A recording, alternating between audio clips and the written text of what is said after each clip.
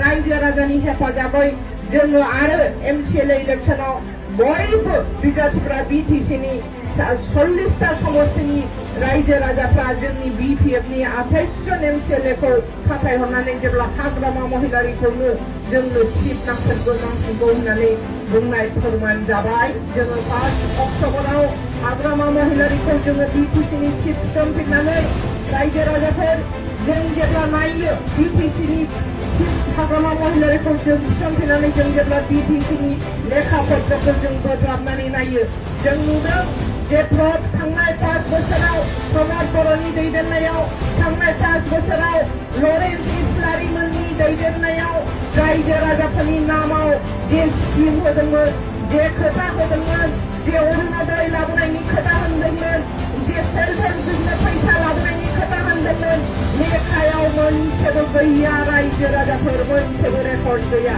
जों बेराफोर लेखा बोज्लाबाबो जों नुवाखै सोरबा आइजोनि नामाव अरुणोदय लाबोनानै होफैनाय प्रमद बर'आ जों नुवाखै। लरेन्स इस्लारिया आसामनि स्किम अरुणोदयखौ आसाम सरकारनिफ्राय लाबोनानै होफैनायखौ जों नुवाखै।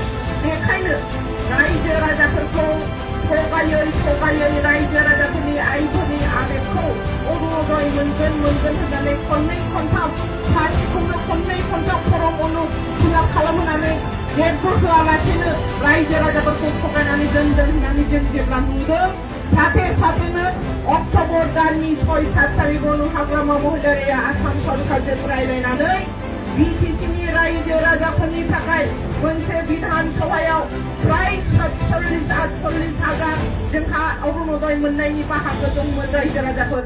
प्रमद बर'आ खननै खनथाम फर्म फिलाप खालामहोनानैबो जोंनि समष्टि बिसेसै बे 47,000-48,000 अरुणोदयखौ जोंनो रायजो राजाफोरनो आइ आफाफोरनो जोंनो लाबोनानै होफैयाखै। बेखौ मिन्थिनानै जोङो साथे 7-8 तारिखआवनो अक्ट'बर दाननि 7-8 तारिखआवनो जों आसाम सरकारजों लाबोनानै रायज्लायहरनानै जोंनि आइ आफाफोरनि थाखाय आसाम सरकारहा जेसेबां केपासिटि दङ 47,000-48,000 मोनसे MLA समष्टियाव बे फान्डखौ रिलिज खालामनानै नोंथांमोननो नभेम्बर आरो डिसेम्बर दाननि भितराव नोंथांमोननो जों अरुणोदयखौ लाबोनानै होफैनो हादों रायजो राजाफोर। आं बिश्वास दे बे ओनसोलावबो खमसे खम 50% नङाब्लाबो 25% आइजोफ्रा अरुणोदय मोनदों होननानै आङो मिजिंथियो रायजो राजाफोर। प्रमद बर'आ लाबोनानै होफैनो हायाखै खालि फर्म फिलाप खालामनानै होदों।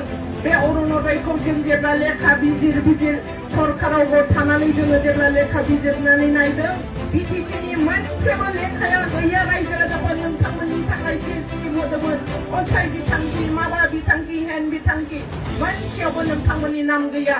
स्किमा ओरैनो जानानै थांनायल' देखायदों नोंथांमोननो होनायनि खुनु रेकर्ड गैया। रायजो राजाफोर अन्याय खालामदों।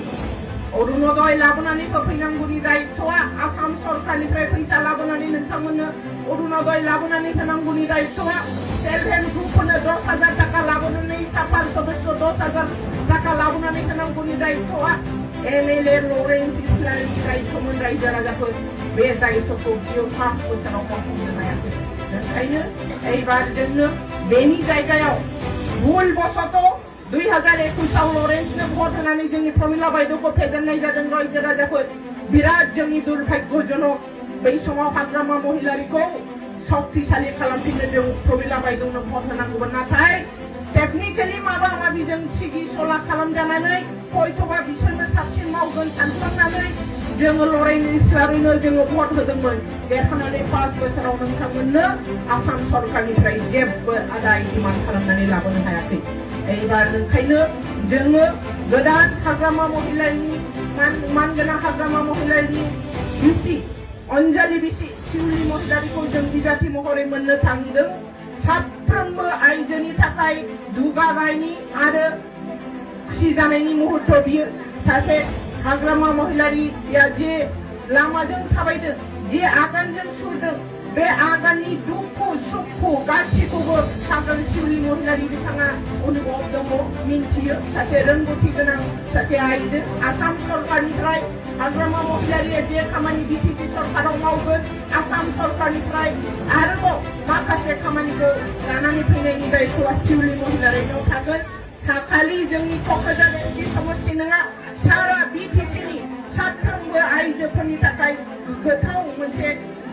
नैबे 9 तारिखनि बे जोंनि ऐतिहासिक दिनखौ BTCनि BTCखौ शक्तिशाली खालामबावनायनि जे जोङो खाबु मोनदों 9 तारिखआव 9 एप्रिलाव बे दिनखौ नोंथांमोना गोसो गोथारै आइजोनि जानानै सिउलि महिलानि जानानै बयबो जा जादों आगोलनि जा भुल जादों जा मिसआन्डारस्टेन्डिंनि गेजेरजों जादों बेफोरखौ थाल्ला नागारनानै सिउलि महिलानि बिथांखौ हाग्रामा महिलानि आखाइखौ शक्तिशाली खालामनायनि बिथाङा जे थांखि लादों बे थांखिखौ जाफुंसार जाहोनांगौ नोंथांमोनखौ बयखौबो रायजो राजा बयखौबो मानगोनां आइ आफा बयखौबो बयबो गिदिर गोलावखौ आङो 9 तारिखआव नांगोलनि सिनआव भट थुनानै सिउलि महिलारि तथा हाग्रामा महिलारिखौ मजबुत खालामनो थाखाय आङो गोसो गोरबोजों खावलायनानै आंनि बुंनायखौ दोनथ'बाय। गोजोन्थों।